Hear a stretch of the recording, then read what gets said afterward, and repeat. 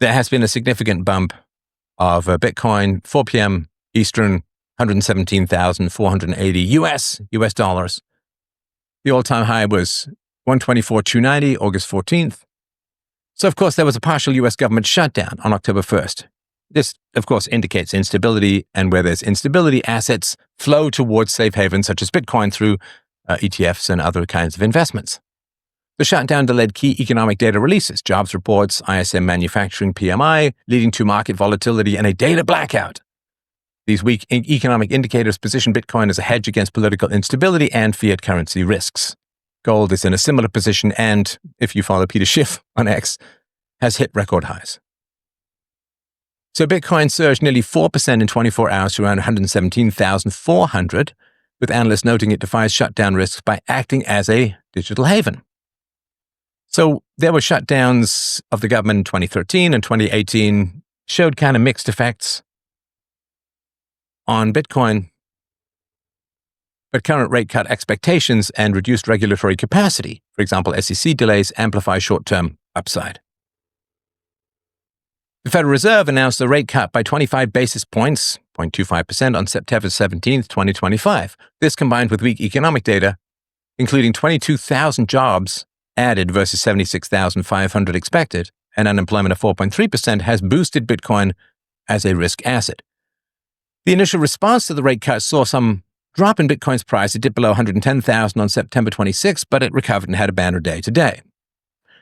Global activities have also contributed to economic uncertainty, such as in France, where increased deficits and debts and political instability increases its misalignment with EU policy.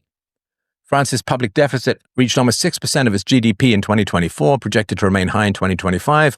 Its debt-to-GDP ratio reached 113.9% debt-to-GDP, far exceeding EU thresholds. France is now under EU's excessive deficit procedure, requiring corrective action plans, but political gridlock has delayed implementation. Ongoing turmoil, including the potential collapse of the government and opposition to austerity measures, has hindered France's ability to align with EU-mandated deficit reduction timelines. All told, France's economic growth is expected to slow to 0.6% in 2025. I love how they call it austerity. Some guy weighs 450 pounds because he's had 8,000 calories a day for years. And you try to drop it down to 7,800 calories. Oh no, I'm starving! Austerity, starvation diet. Now, Donald Trump, of course, has been very positive for Bitcoin, both during his campaign and during his presidency. He released a video on July 18th, 2025, signing the Genius Act into law, which endorsed cryptocurrency, following through on his March 2025 announcement of a strategic crypto reserve. Since the signing of the Genius Act, also known as me reading my audiobook, we have seen the following. August to September 2025. The Treasury Department initiated implementation, including an advance notice of proposed rulemaking, NPRM, published in the Federal Register on September 19, 2025, seeking public input on stablecoin regulations. The stablecoin market grew 42% in 2025, with USDT processing over $1 trillion monthly, attributed partly to the act.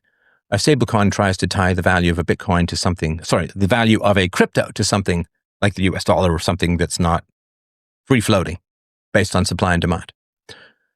Collaborations emerged, such as Deutsche Börse Group and Circle for stablecoin initiatives. The Commodity Futures Trading Commission launched a tokenized collateral and stablecoins initiative on an unspecified date in late September, inviting comments by October 20th, 2025.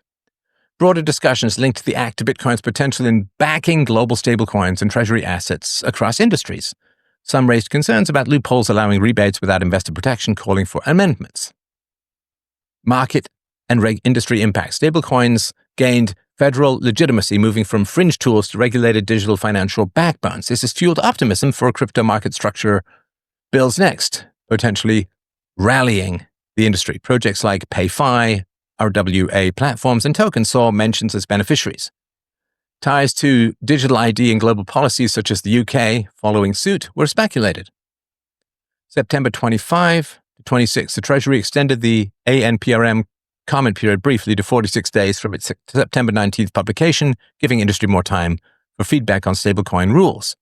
Posts highlighted full implementation via the Federal Register, with users noting the Act's official status and ties to crypto buys. A $1.1 billion crypto liquidation event occurred on September 25th amid broader market volatility, though not directly attributable to the Act.